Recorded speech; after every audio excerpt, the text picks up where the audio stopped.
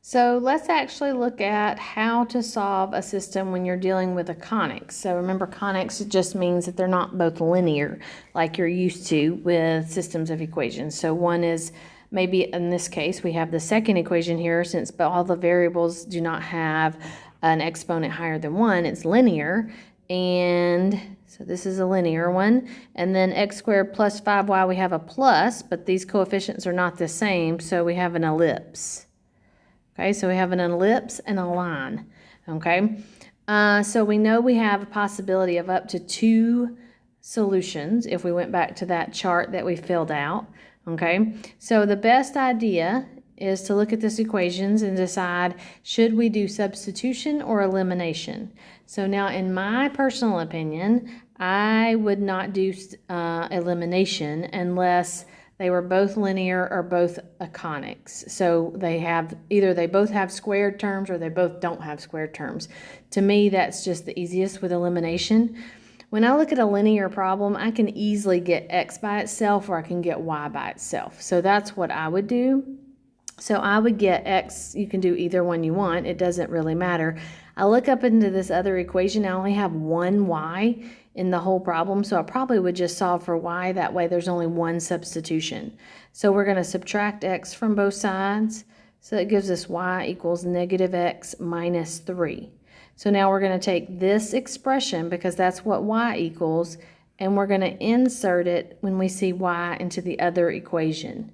Okay, so we're going to say x squared plus 5 times negative x minus 3 squared minus 102x plus 171 equals 0.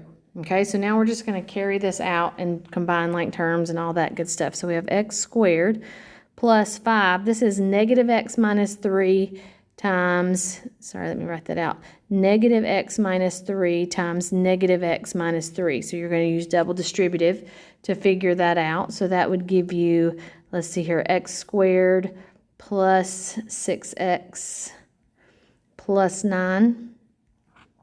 Let me make sure that I did that correctly. And then we have, I'm just writing down the rest of the problem. Okay, and then I'm going to distribute that 5 to that parentheses. So x squared plus 5x squared plus 30x plus 45 minus 102x. And again, this is one way of doing it. You could have chosen elimination, and you can try that with any of the problems. So I'm just going to combine like terms. I have x squared and 5x squared, so that's 6x squared. I have 30x and negative 102x. So that is negative 72x. And then I have 45 and 171. So that is, what's that, 6, 11, 216 equals 0. Okay, so now I need to somehow either factor this, complete the square, do quadratic formula, whichever one of those you would like. I'm looking at this and going, okay, I could easily probably complete the square because I can easily divide out 6. So x squared minus 72 divided by 6 is 12x, or negative 12x, plus 216 divided by 6 is 36, equals 0. All right, so I'm just going to complete the square. X squared minus 12x plus, I'm going to half 12 and square it, so that's 36. I'm going to move this 36 over and add 36 to this side. So I'm just going to complete the square like I've been doing in all of our conics. So I'm going to write this as 1 parentheses squared equals, this is 0. So now I'm going to take the square root. So I have x minus 6 equals 0.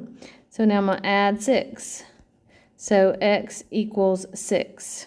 Okay, so notice I only get one x value. So that means there's only going to be one solution in this equation, or this system, because I only have one x value. So I'm going to put, I have 6 comma something. I have to figure out what that something is.